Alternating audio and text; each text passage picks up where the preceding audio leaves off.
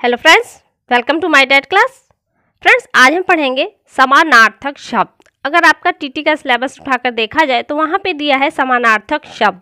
समानार्थक शब्द होते क्या है? वैसे आप यहाँ पे देख रहे होंगे कि यहाँ पे पर्यायवाची शब्द भी लिखा हुआ है। समानार्थक होते हैं कि जो समान अर्थ दे। जैसे अगर मैं कोई शब्द बोलती हूँ, मैं आम कहूँ तो आपके दिमाग में आम की छवि बनती है, लेकिन मैं आम के बाद कोई और वर्ड कहूँ, जैसे आम्र कहूँ तो आपके दिमाग में तो भी आम की छवि बनती है। रसाल कहूँ तो भी आपके दिमाग में आम की छवि बनती है। यानी कि मैं शब्द अलग अलग तो यूज़ कर रही हूँ, लेकिन जो उसका एक अर्थ है वो एक ही बनकर आपके दिमाग में चल रहा है। तो ये क्या कहलाता है? समान अर्थ। यानी कि सारे शब्द क्या है? समान अर्थ दे रहे हैं, इसलिए समानार्थक कहलाते हैं।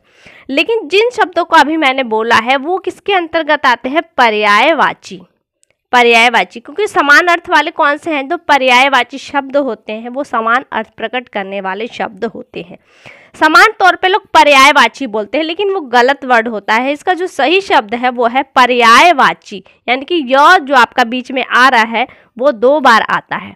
तो यहाँ से पर्यायवाची समानार्थक शब्द क्या है, एक बार इन्हें भी देख लेते हैं। तो देखिए यहाँ पे लिखा है, जिन शब्दों के अर्थ में समानता होती है उन्हें समानार्थक या पर्यायवाची शब्द कहते हैं, या किसी शब्द विशेष के लिए प्रयुक्त समानार्थक शब्दों को पर्यायवाची शब्द कहते हैं। यद्यपि पर्यायवाची शब्द के अर्थ में समानता होती है, लेकिन प्रत्येक शब्द की अपनी विशेषता होती है और भाव में एक दूसरे से किंचित भिन्न होते हैं। अब आप इसका मतलब समझ रहे हैं? जो ये पर्यायवाची शब्द होते हैं इनको हम एक ही वाक्य में फिट नहीं कर सकते। जैसे मैं कहूँ कि मैं आम खा रही हूँ, अगर मैं आम की जगह ये कहूँ कि मैं रसाल खा रही हूँ तो आपको कैसा लगेगा? ऐसा लगे ना गलत वाक्य है। तो ये माना कि ये जो शब्द होते हैं ये एक ही अर्थ प्रकट करते हैं, लेकिन इन शब्दों का जो भाव होता है वो अलग अलग होता है और उनका प्रयोग उन वाक्यों के अकॉर्डिंग होगा, तभी वो सही माने जाएंगे, अन्यथा वो गलत माने जाएंगे। जैसा कि आप यहाँ पे एग्जाम्पल में देख रहे हैं, दिया है अभिनंदन। अभिनंदन का तात्पर्य हम स्वागत से लेते हैं। तो यहाँ दिया है कि अभिनंदन, किसी श्रेष्ठ का स्वागत करना क्या कहलाता है? अभिनंदन। और वहीं स्वागत क्या है? प्रथा के अनुसार किसी को सम्मान देना स्वागत कहलाता है। लेकिन हम दोनों शब्दों का अगर पर्यायवाची देखें तो ये एक दूसरे के पर्यायवाची हैं, लेकिन दोनों का भाव अलग बन रहा है। स्वागत के लिए ही है, लेकिन स्थितियां अलग अलग दिखा रही हैं। तो कहने का मतलब यही होता है कि जो पर्यायवाची होते हैं ये समान अर्थ तो देते हैं, लेकिन के जो भाव में थोड़ी बहुत भिन्नता होती है, जिसके कारण इनका जो प्रयोग है हम एक वाक्य में न करके अलग अलग वाक्यों में अलग अलग शब्दों का प्रयोग करते हैं। आगे इसमें दिया है, पर्यायवाची शब्दों का प्रयोग करते हुए विशेष सावधानी बरतनी चाहिए। अतः पर्यायवाची का अर्थ समान अर्थ देने वाला। हिंदी भाषा में एक शब्द के समान अर्थ वाले कई शब्द होते हैं, जो आपने देखा होगा। अब हम इनके एग्जाम्पल देख लेते हैं। यहाँ पे मैंने 100 पर्यायवाची शब्दों को लिया है। मैं एक एक करके इन सभी को पढ़ती हूँ, आप देखते रहिएगा, और जो इम्पोर्टेंट है मैं वो भी आपको बताती चलूँगी। कौन से एग्जाम के लिए इम्पोर्टेंट है, कौन सा आपका याद करना इम्पोर्टेंट है। रही बात ट्रिक की, तो ट्रिक नहीं होती, 1-2 शब्द हैं जिनकी आप ट्रिक देख लेते हैं, जैसे नदी का है, बादल का है, नभ का है, नभचर पक्षी का है, तो ये थोड़ी सी हो जाते हैं, बट सारे नहीं होते, इनको आपको याद करना पड़ेगा। याद का अगर इन शब्दों के अर्थ को समझ लेते हैं तो भी आपका काम चल जाएगा। तो पहला देखिए अहंकार। अहंकार यानी कि घमंड का है, और इसके पर्यायवाची देखें तो दंभ, गर्व, अभिमान, दर्प, मन और घमंड होते हैं। वहीं अमृत, सुधा की बात करें तो इसके जो पर्यायवाची हैं सुधा, अमीय, पीयूष, सोम, मधु, अमी है। असुर यानी कि राक्षसों की बात करें तो इसमें दैत्य, दानव, राक्षस, निशाचर। निशामिस होता है रात चरमिस विचरण करने वाला, तो जो रात में विचरण करते हैं उन्हें असुर कहा जाता है। रजनीमिस भी होता है रात और चरमिस चरने वाले यानी विचरण करने वाले, तो रजनीचर यानी कि असुर, धनुज और रात्रिचर।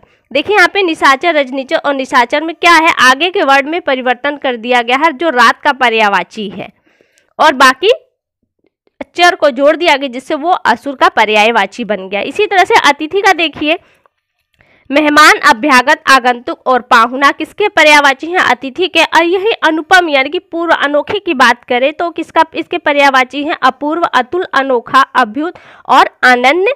अनुपम के पर्यायवाची हैं। अर्थ का पर्यायवाची है धन, द्रव्य, मुद्रा, दौलत, वित्त और पैसा। वित्त मंत्रालय जिसे आप जानते हैं तो धन दौलत से संबंधित फैसले वही करते हैं।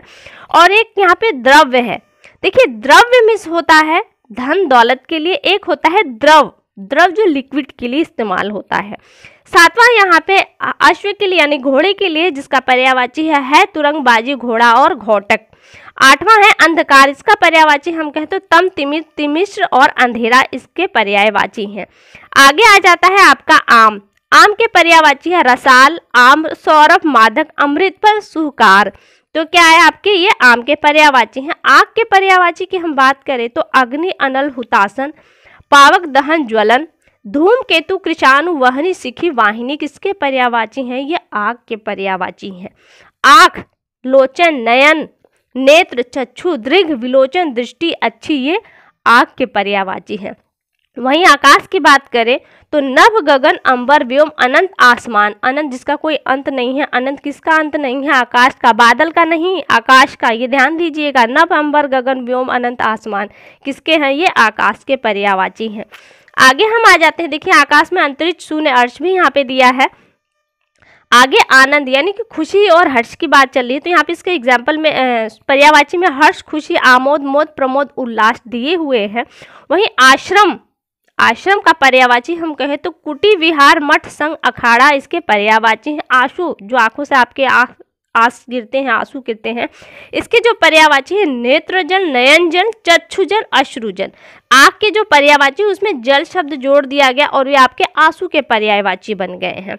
आत्मा, जो हमारे अंदर जीव आत्मा है, इसे क्या कहा जाता है तो जीव, देव, चैतन्य, चेतन, तत्व और अंतःकरण ये आपके आत्मा के पर्यायवाची हैं। इच्छा, अभिलाषा, चाह, कामना, लालसा, मनोरथ, आकांक्षा, अभिष्ट ये इच्छा के पर्यायवाची हैं। इंद्र की बात करें सुरेश, सुरेंद्र, देवेंद्र, सुरपति, शक्र, पुरंदर, देवराज ये किसके पर्यायवाची हैं, इंद्र के। जहाँ से पुरंदर इंपॉर्टेंट है, आपका पूछ दिया जाएगा कि पुरंदर किसका पर्यायवाची है तो ये आपके धोखे में डालेगा पुरंदर क्या है, तो इस पॉइंट पे ध्यान दीजिएगा। पुरंदर किसका पर्यायवाची है, इंद्र का पर्यायवाची है। वहीं ईश्वर की पर्यायवाची की बात करें तो परमात्मा, प्रभु, ईश, जगदीश, भगवान, परमेश्वर, जगदीश्वर, विधाता के नाम से ईश्वर को पुकारा, संबोधित किया जाता है या जाना जाता है। वहीं होठों की बात करें ओष्ठ, अधर, होठ, ओठ ये आपके अधर या होठ या जिसके भी पर्यायवाची, क्योंकि एक वर्ड जो हम कोई भी उठा लेते हैं तो ये इसके पर्यायवाची हैं। अगर हम ये वर्ड उठाते हैं तो ये सारे वर्ड इसके पर्यायवाची होते हैं। कमल की बात करें तो अनिल, अरविंद, उत्पर, राजीव, पदम, पंकज, नीरज, सरोज, जलद, जलजात क्या है, ये आपके कमल के पर्यायवाची हैं। कृपा, दया, प्रसाद, अनुग्रह कृपा के क्या हैं, ये आपके पर्यायवाची हैं। किताब को और किन नामों से जाना जाता है तो पोथी, ग्रंथ और पुस्तक के नाम से भी किताबों को जाना जाता है। वहीं कपड़ा की बात करें तो चीर, वसन, पट, असूकर, मयूख, वस्त्र, अंबर, परिधान किसके पर्यायवाची हैं तो ये कपड़े के हैं। वहीं किरण की, प्रकाश के देखिए किरण का ज्योति, प्रभा, रश्मि, दीप्ति और मरीचि किसके पर्यायवाची हैं, किरण के। किरण अपने आप में एक इम्पॉर्टेंट वर्ड है जिसका पर्यायवाची आपसे पूछा जा सकता है। और यहाँ पे अंशु शब्द देख रहे हैं ना, कपड़े का जो पर्यायवाची है, ये अंशु शब्द आपको किरण के पर्यायवाची के रूप में नजर आएगा। तो इस बात पे ध्यान दीजिए कि अंशु किसके लिए, कपड़े के लिए है, जबकि ज्योति के लिए जो पर्यायवाची है वो ज्योति, किरण, रश्मि, प्रकाश, दीप्ति और मरीचि हैं। किसान का पर्यायवाची हम कहें तो कृषक, भूमिपुत्र, हलधर, खेतीहर और अन्नदाता, जिसमें अन्नदाता इंपॉर्टेंट है और इजी भी आप जानते होंगे। आगे आपके आ जाता है कृष्ण। कृष्ण का हम पर्यायवाची कहें तो राधापति, घनश्याम, वासुदेव, माधव, मोहन, केशव, गोविंद और गिरधारी कृष्ण के पर्यायवाची। कृष्ण के और भी नाम हैं, इनके नाम से भी आप जानते हैं। कान जो है इसका जो पर्यायवाची है कर्ण, श्रुति और श्रुति पटल कान के पर्यायवाची है। वही कोयल को हम कहें तो कोकिला, पिक, काकपाली, वसंत दूत, सरिका, कुहुकनी और वन प्रिया कोयल के पर्यायवाची हैं।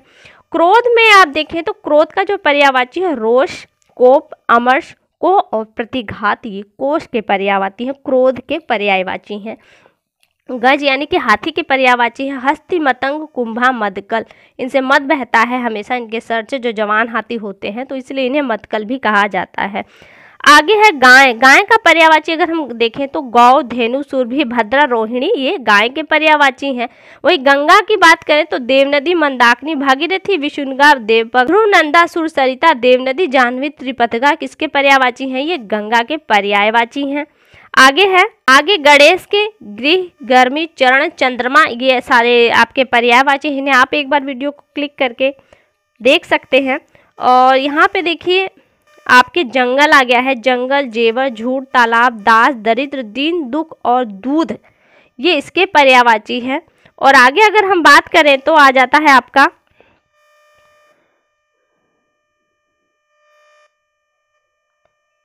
दुष्ट, दर्पण, दुर्गा। दर्पण जो शीशा हम मुख देखते हैं उसका पर्यायवाची है शीशा, आरसी, आईना और मुकुर। देवता, सूर्य, आदित्य, लेख, ये किसके हैं? देवता के पर्यायवाची है। धन, दौलत, संपत्ति, संपदा और वित्त धन के पर्यायवाची है। धरती, धनुष, नदी, नया, नाव के पर्यायवाची हैं, जिन्हें आप एक बार वीडियो को रोक कर जरूर पढ़ लीजिएगा। पवन, पहाड़, पक्षी। पक्षी का इंपॉर्टेंस है खेचर, दजी, पतंग, पक्षी, खग, चिड़िया, गगनचर, पखेरु, विहंग और नभचर है। वहीं पति है पत्नी, स्त्री, पुत्री। पत्नी, स्त्री, पत्री इंपॉर्टेंट है क्योंकि यहाँ से पूछ दिया जाता है और ये तीनों आपस में गुत्थी सी बना देते हैं। पत्नी का हम अगर यहाँ देखें तो भार्या, वधु, वामा, अर्धांगिनी, सहधर्मिणी, गृहिणी, वधु, वनिता, दारा, जोरू और वामांगिनी किसके पर्यायवाची हैं? पत्नी के। वहीं अगर हम पुत्री की बात करें तो यहाँ देखिए पुत्री का दिया है बेटी, आत्मजा।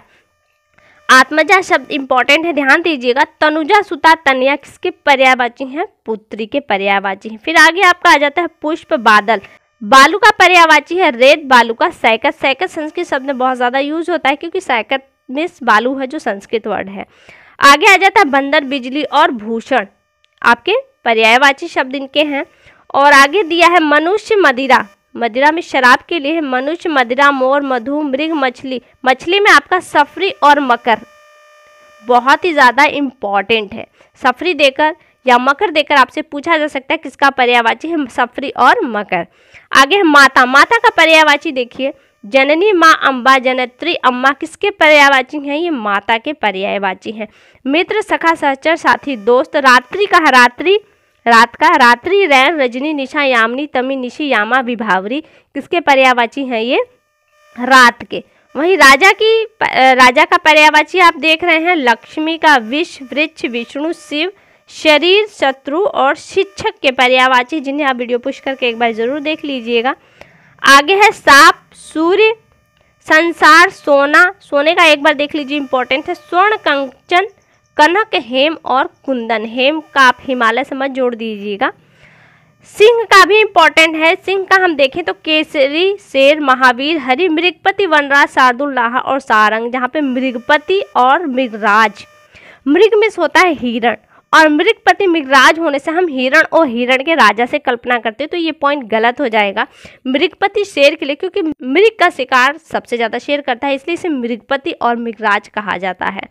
समुद्र, समूह, स्त्री। स्त्री का पर्यायवाची देखिए नारी, महिला, अबला, ललना, औरत, कामनी, रमणी, ये स्त्री। देखिए स्त्री तो समस्त होती हैं लेकिन ज़रूर नहीं होती कि वो पत्नी हो, क्या ज़रूर नहीं होता कि वो किसी की बहन हो, तो इसलिए स्त्री होने के बावजूद भी पत्नी का जो पर्यायवाची वो अलग हो जाता है, पुत्री का अलग हो जाता है, बहन का अलग हो जाता है। इसलिए इन चीज़ों पे थोड़ा ध्यान दीजिएगा कि ये अलग अलग होते हैं। आगे आपके आ जाते हैं स्वर्ग, हिमालय और हाथी। तो यहाँ से देखिए यहाँ पे 100 पर्यायवाची आपके कंप्लीट हो जाते हैं। आप वीडियो को पुश करके एक बार ज़रूर पढ़िएगा। कैसी लगी ये वीडियो हमें कमेंट करके भी ज़रूर बताइएगा। अगली वीडियो में आपसे फिर मुलाकात होगी, तब तक के लिए नमस्कार।